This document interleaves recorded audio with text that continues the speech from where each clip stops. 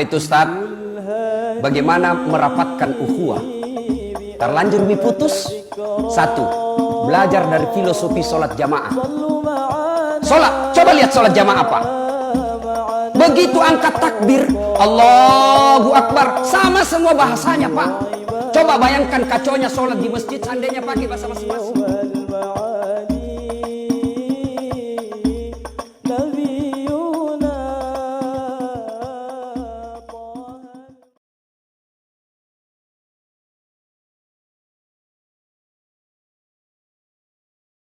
Nah ibu bapak saudara-saudara sekalian, nah berikutnya poin keempat. Poin keempat sekarang, apa itu Ustaz? Bagaimana merapatkan ukhuwah? Terlanjur putus. Satu, belajar dari filosofi sholat jamaah. Sholat, coba lihat sholat jamaah apa? Begitu angkat takbir, Allahu Akbar, sama semua bahasanya Pak. Coba bayangkan kacaunya sholat di masjid seandainya pakai bahasa masing-masing. Yang jadi imam orang Arab, Allahu Akbar.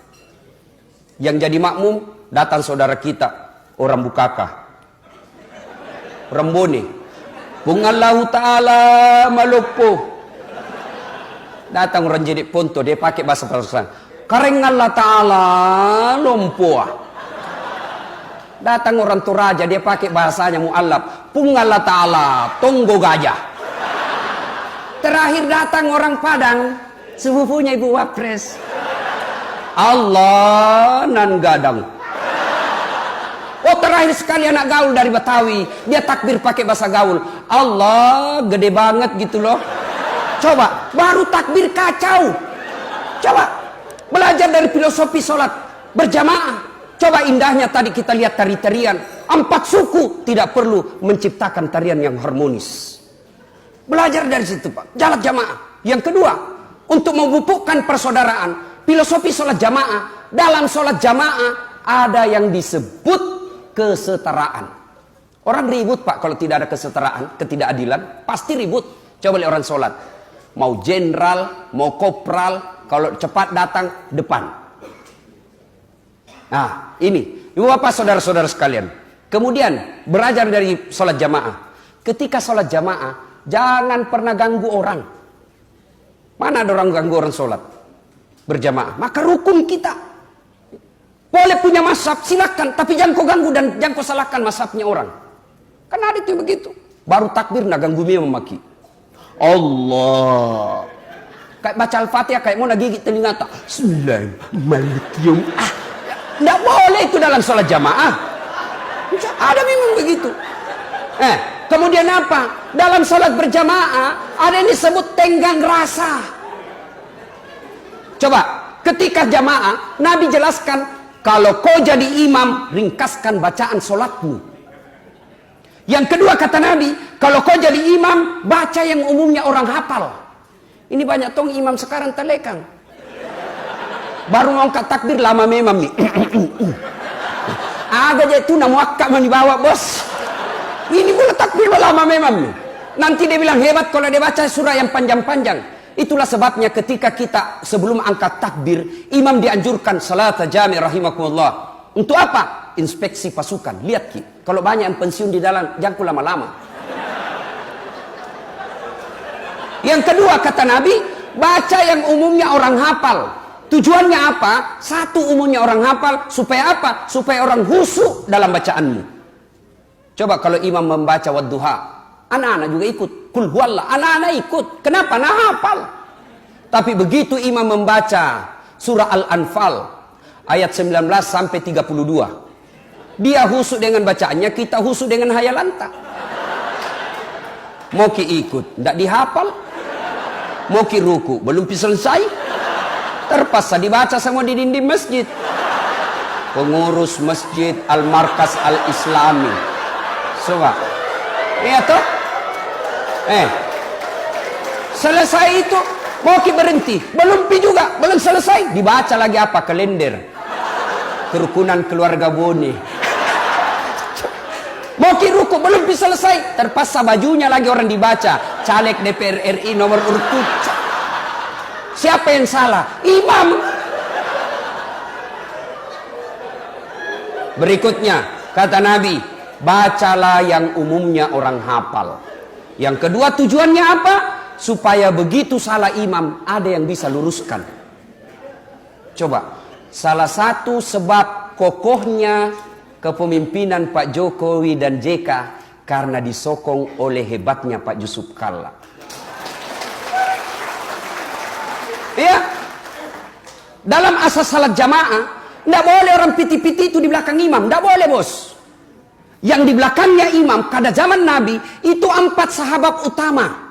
Tidak boleh. Kenapa? Begitu salah imam, ini yang di belakang bertanggung jawab. Piti-piti langsung masuk, salah imam. Apa? Ewayanemu. Saya ada cerita, Pak, waktu ku kecil SMP. Sujud, siang, asar. Kenapa lama sekali ini imam? Ternyata mau 1 menit belum pindah. Ada temanku nangka kepalanya. Wih, hilang imam. Ternyata keluar melalui pintu kiri. Selesai sholat ditanya, kenapa ki keluar Pak Imam? Metuk kana. Dia bilang kentut kak. Pak Imam lain kali kalau kentut ki angkat kepalanya jamaah tak supaya dia lihat ki orang. Dia bilang sengaja kak nak kamalu kak kuliah. Kacau Pak. Ibu bapak saudara-saudara sekalian yang saya hormati, ini filosofi sholat jamaah. Kalau ini kita amalkan Pak, aman ini negara. Nah ibu bapak saudara-saudara sekalian, banyak yang ingin kita sampaikan, tapi waktu yang terbatas. Yang berikutnya menyambungkan persaudaraan itu setelah berjamaah. Yang berikutnya wal afina ilan nas, maafkan orang yang salah kepadamu. Belajar dari Rasulullah. Datang Rasulullah ke Taif, memohon bantuan orang Taif setelah dari Makkah dihina. Datang ke Taif, tapi apa sambutan orang-orang Taif? Dilempari Nabi. Siapa yang lempari Nabi? Bukan orang dewasa, anak-anak kecuping. Anak-anak kecil dilempari Nabi sampai robek dia punya pipi beliau. Datang malaikat Jibril menawarkan bantuan. Ya Muhammad, tak lewat-lewat ini. Karena itu kalau ada yang ganggu Muhammad itu Pak, langsung muncul itu malaikat Jibril seperti itu iklan Wani Piro. Ya langsung muncul. Jibril, kata Jibril, Muhammad, keterlaluan ini orang Taif. Saya diperintah Allah untuk hancurkan mereka. Kau berdoa saja. Mendengar ini apa jawaban Nabi? Ya Jibril, kalau Allah ingin mengabulkan doaku, saya hanya berdoa, ya Allah, berikan mereka hidayah. Mereka memperlakukan seperti itu karena dia tidak tahu saat yang saya bawakan. Saya membawa hidayah buat mereka.